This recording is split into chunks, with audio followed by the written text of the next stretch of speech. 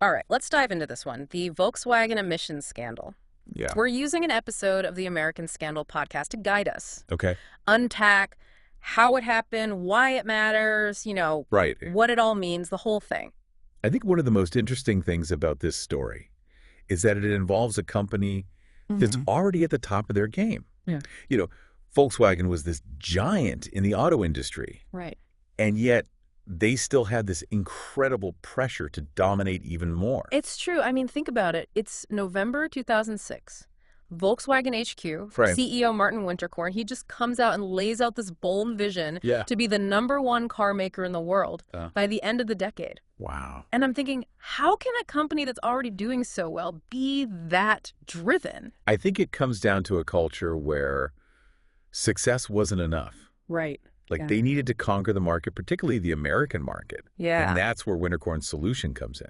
Diesel. Oh, yeah, clean diesel, right? They were going for that fuel efficiency, Yeah. environmentally friendly image. Yeah, and it was a pretty smart move at the time. Yeah. I mean, people were looking to be more eco-conscious Yeah. without giving up, performance, Yeah, absolutely. but making those low emissions actually happen Uh-huh. while maintaining the performance that Volkswagen was known for. Right. That was a whole different ballgame. For sure. The podcast really dives into those engineering challenges. Every time. They had to make this diesel engine Yeah. meet those strict U.S. emission standards. Uh-huh. Especially for NOx, nitrogen oxides. Yeah, Those have a huge impact on air quality and people's health. definitely. I remember reading about how much stricter the U.S. standards They were were way stricter. than Europe's at the time. Yeah, that was the problem. Right. See, reducing those NOx emissions, Yeah. it often means sacrificing engine performance, hmm and that was the last thing Volkswagen wanted to do. So what did they do? Did they, come up with some groundbreaking technology?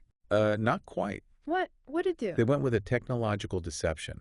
Oh, right, the defeat device. Exactly. I always thought that was, some simple on-off switch. No, this was Okay. way more sophisticated. Wait. It was an algorithm super complex. Wow. It would analyze all these factors: Like what? speed, steering wheel movement, Oh, wow. even barometric pressure, Mm. to figure out if the car was being tested or actually driven out in the real world. So, wait, during a test, the software basically put the engine in, super clean mode? Yep.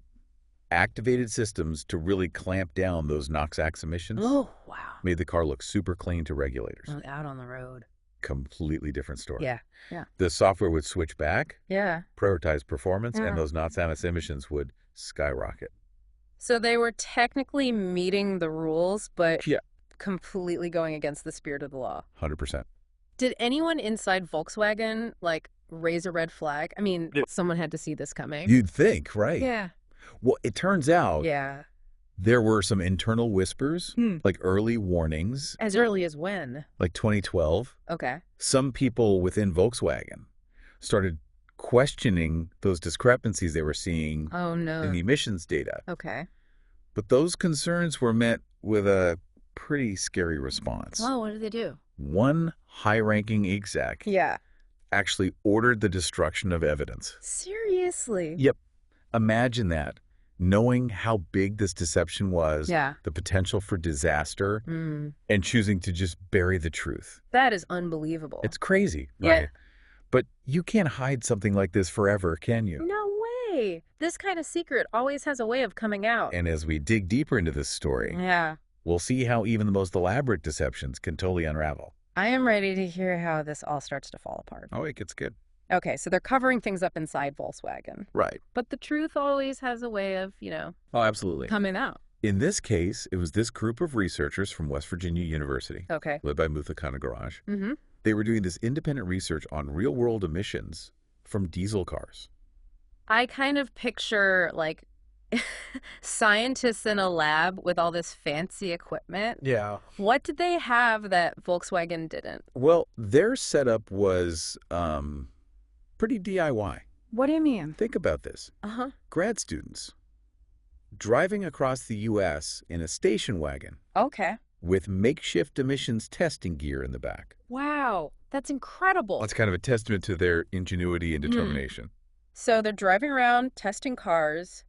What happens? Do they immediately know they've found something big?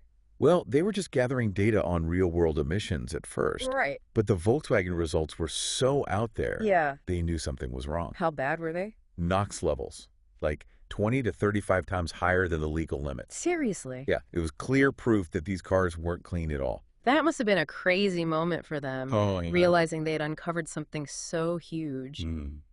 Did they go to the authorities right away? They presented their findings at a conference first. When was that? 2014. Okay. You can imagine the reaction in the room. Yeah. It was pretty clear. This wasn't just a mistake. It was intentional. So the secret was out. Right.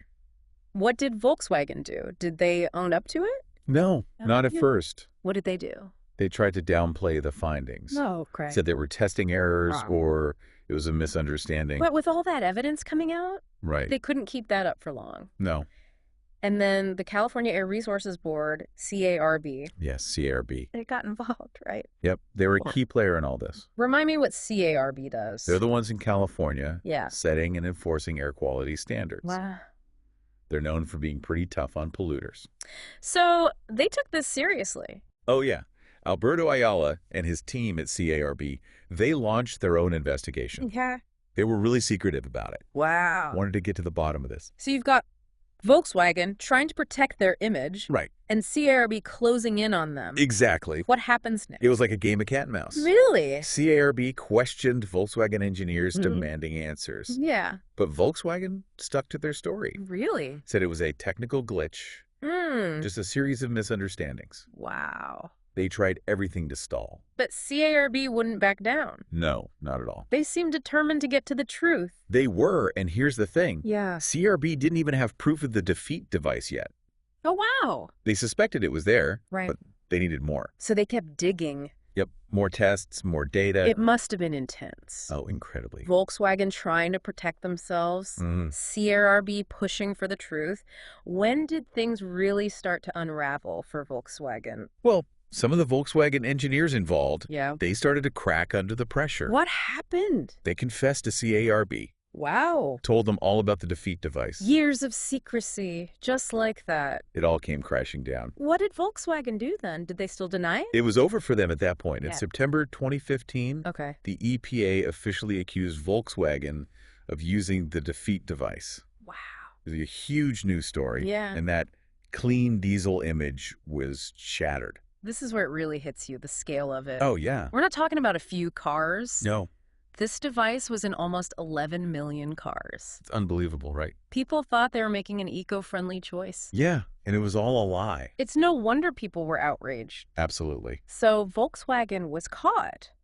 Red-handed. What happened to them? Did anyone face consequences? Oh, the consequences were huge. Like what? Martin Winterkorn, the CEO, he resigned, Okay. took responsibility for the scandal. But that was just the beginning, right? Yeah, Volkswagen faced lawsuits, Mm-hmm. criminal investigation, Yeah. massive fines, Billions of dollars, I bet. billions in fines, settlements, buyback programs. Wow. This was a landmark case. It really showed that even the biggest companies Yeah, aren't above the law. absolutely. It sent shockwaves through the entire auto industry.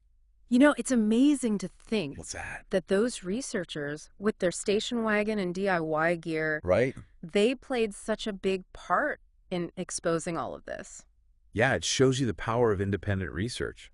and holding powerful people accountable. Exactly. It makes you wonder, how did this go unnoticed for so long? That's a good question. And what can we learn from this to make sure it doesn't happen again? We're going to dive into those questions as Okay. we look at what happened after this scandal and Yeah. its lasting impact. It's a story that goes beyond just Volkswagen or the auto industry, right? For sure. It's about ethics, responsibility, and what happens when profit comes before people and the planet. Volkswagen's ambition and their deception, it's a wild story. Yeah. But what's really gotten to me is how it made us rethink trust and Right. accountability. It makes you wonder, like, could this happen in other industries? Absolutely. Are the systems in place actually strong enough to protect us? Right. Like, the impact of this scandal went way beyond just Volkswagen. Well, for sure. Clean diesel as a whole took a major hit. Absolutely. The whole diesel market suffered because of this. Yeah, people felt betrayed. Yeah.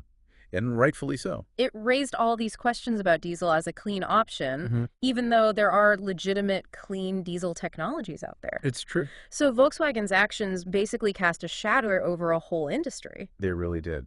And what about the regulators? Did this lead to any changes in how emissions are checked and enforced? Oh, yeah. What kind of changes? Well, the scandal exposed some weaknesses in how things were being done, especially the fact that they relied so much on lab testing, Right. which obviously wasn't showing what was really happening on the road. So there was this push for stricter testing, Okay. including tests that actually measure emissions while cars are being driven. It's like that research from West Virginia University with Exactly. the road tests. They kind of showed everyone how to catch this kind of cheating in the future. Yeah, their work was really important. It was, and it highlighted how crucial independent research is. Right. It's like a check on what companies are claiming.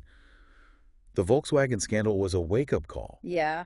It showed us that we can't just blindly believe what we're told. No matter who it's coming from. Exactly. We need to be skeptical, ask questions. Demand transparency. Absolutely. And that goes for consumers, Yeah. investors, regulators, even employees within those companies. Right. Healthy skepticism. Yeah. And speaking up when something seems off, those are important. It makes me think about those people inside Volkswagen Mm. who tried to raise concerns, but they were ignored or silenced. It happens all the time, unfortunately. This story really highlights how important whistleblowers are Mhm. and how we need to protect them. It's not easy to speak truth to power, especially within a big company. Yeah, there's a lot of risk involved. This case shows why we need strong whistleblower protection laws. And a culture that encourages ethical behavior. Absolutely. It's easy to just focus on the bad stuff, Right. the deception, the damage to the environment, the broken trust. But did anything good come out of this mess? There were some positive outcomes. Like what? One big one was a surge in investment in electric vehicles. Oh, interesting. The scandal hurt diesel's reputation so badly Yeah, that it pushed people towards cleaner options. makes sense. A lot of car companies, including Volkswagen, Uh-huh. started putting more effort into electric vehicles. So in a way, Volkswagen's mistakes help speed up the move to sustainable transportation. It's kind of ironic. It is, but maybe it's a silver lining. Yeah. It also shows that the system can bounce back, even after something like this. How so? Well, despite the problems this scandal revealed, Mm-hmm. ultimately, there was accountability. Yeah. Investigations happened, fines were paid, changes were made. It proves that even though systems can be manipulated, they can also be fixed. That's good to hear. Yeah, As we wrap up this deep dive, I'm feeling a mix of caution and optimism. I get it. It's a cautionary tale, Yeah, but it also shows the potential for change. right. It reminds us that corporate greed can have huge consequences, Absolutely. but so can the actions of people who are committed to truth and accountability. This story isn't over either. It's not. The move towards sustainable transportation is still happening. Right. And the lessons from Volkswagen are still shaping how we think about corporate responsibility and all that. It shows that we all have a part to play in preventing this kind of thing from happening again. Exactly. Thanks for joining us for this deep dive. Yeah, thanks for listening. We hope it's given you some new insights and something to think about. Remember, stay curious, stay informed, and keep asking those tough questions.